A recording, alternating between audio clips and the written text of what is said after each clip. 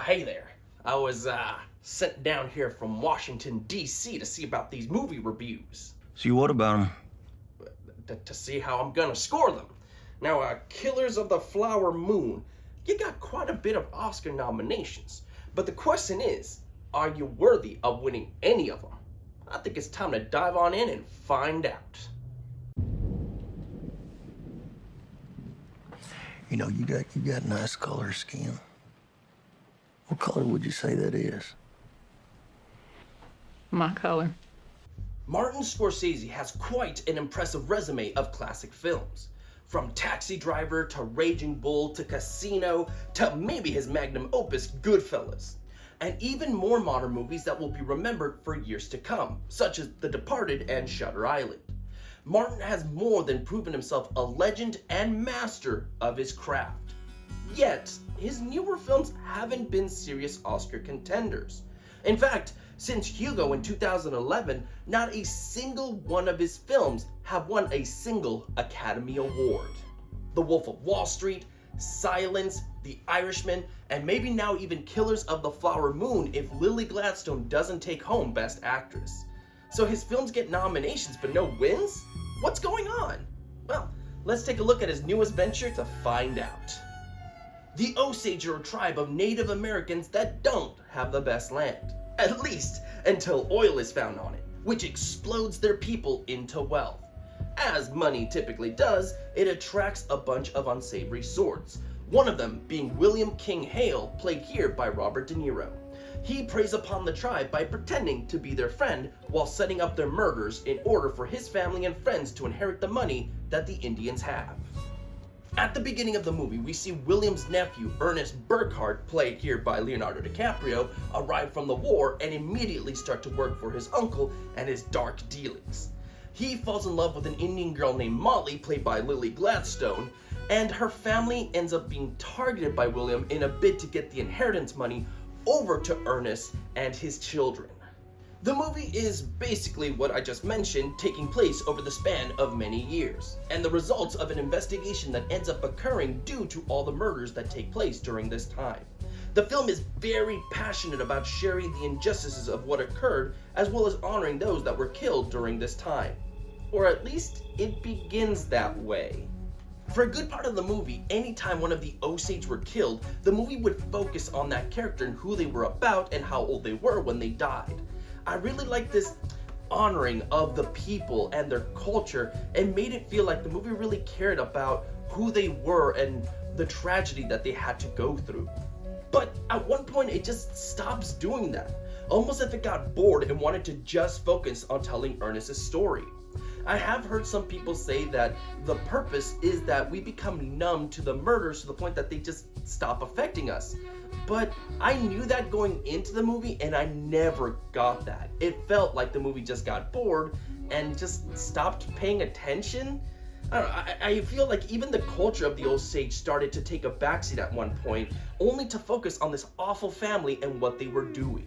Now I get that at points we do need to focus on this family, what they're doing and why they're doing it. But why couldn't we have gotten all of this from the perspective of the Osage?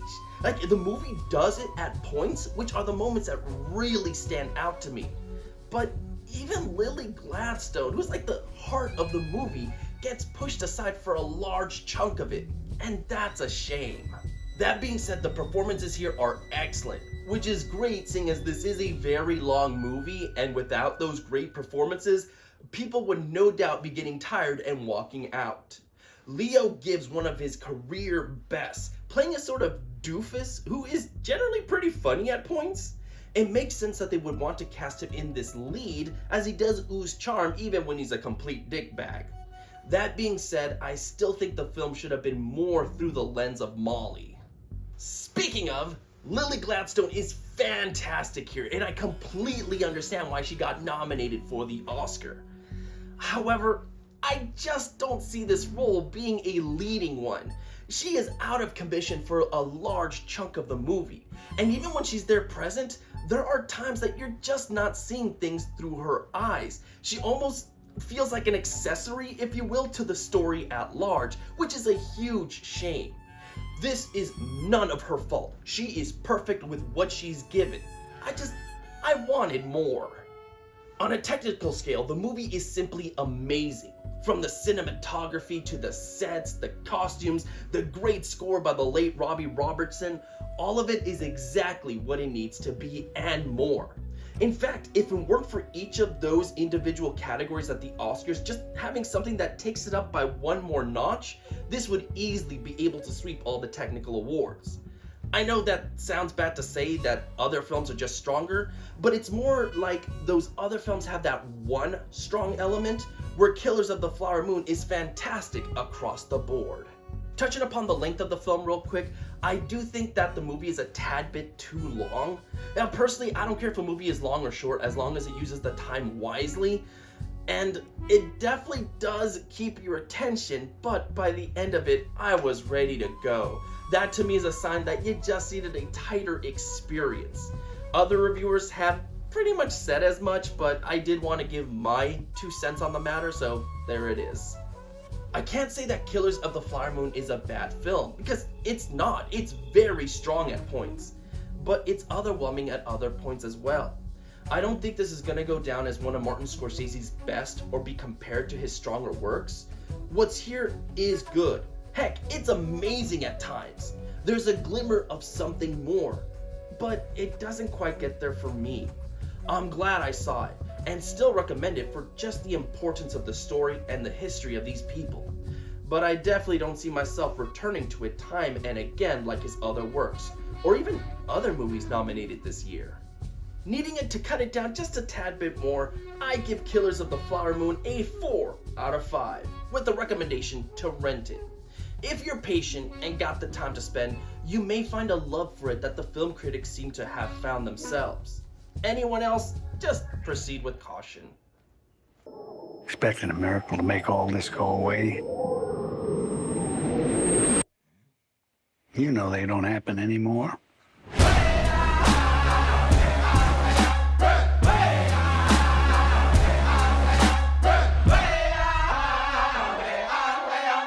And that's all I got. Not looking too good for you, Killers of the Flower Moon. You better watch yourself up at the Oscars, you hear? Anyways, I got another review I gotta get to for tomorrow, so I'm gonna take off now. Until I see you next time, like always, stay safe out there and have a good one.